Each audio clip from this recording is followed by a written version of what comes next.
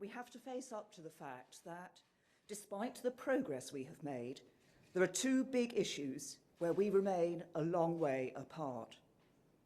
The first is our economic relationship after we have left.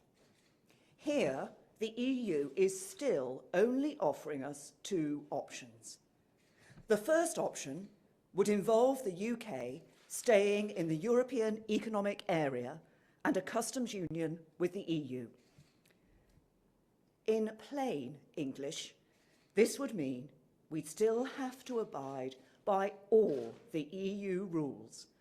Uncontrolled immigration from the EU would continue, and we couldn't do trade deals we want with other countries. That would make a mockery of the referendum we had 2 years ago. The second option would be a basic free trade agreement for Great Britain that would introduce checks at the Great Britain-EU border.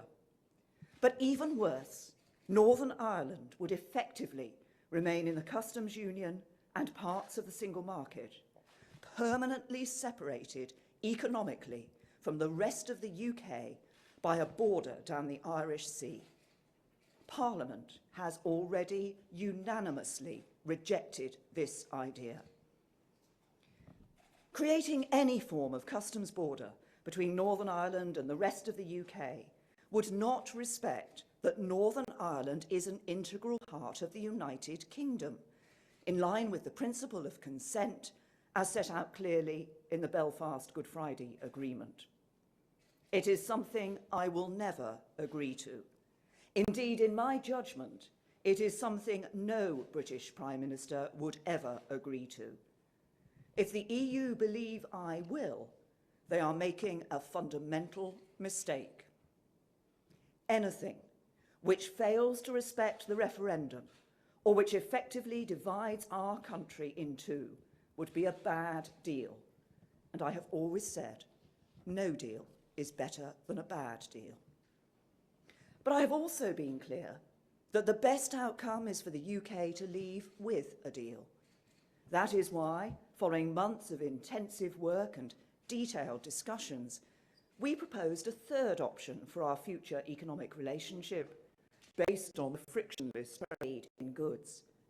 That is the best way to protect jobs here and in the EU, and to avoid a hard border between Ireland and Northern Ireland, while respecting the referendum result and the integrity of the United Kingdom. Yesterday, Donald Tusk said our proposals would undermine the single market. He didn't explain how in any detail or make any counter-proposal. So we are at an impasse.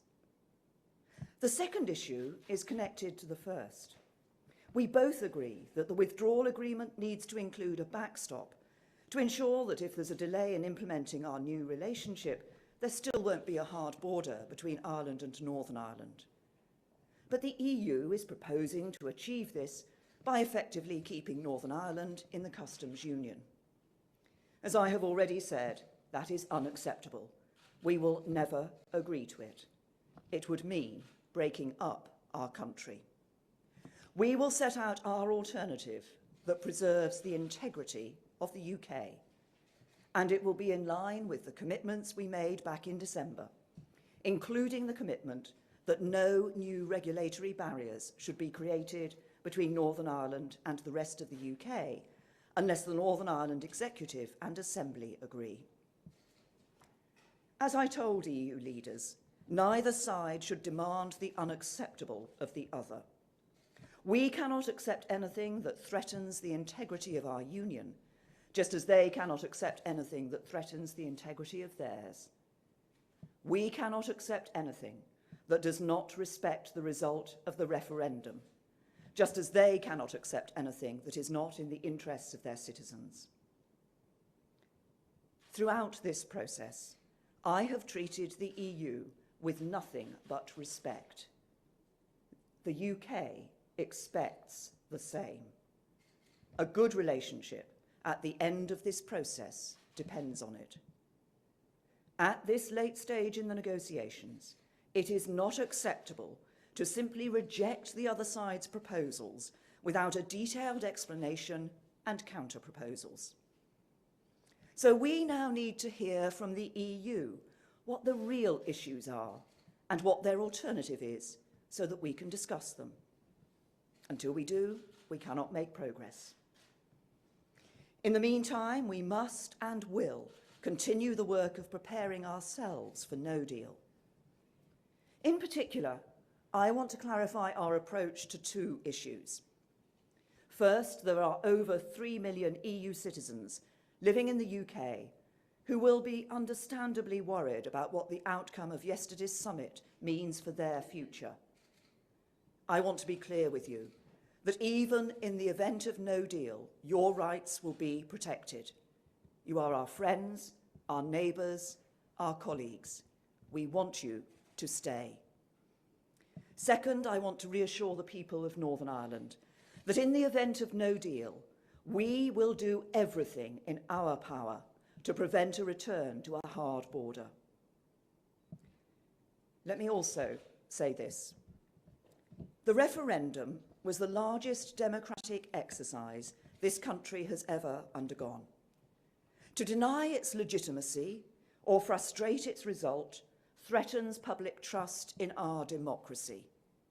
That is why, for over 2 years, I have worked day and night to deliver a deal that sees the UK leave the EU. I have worked to bring people with me, even when that has not always seemed possible.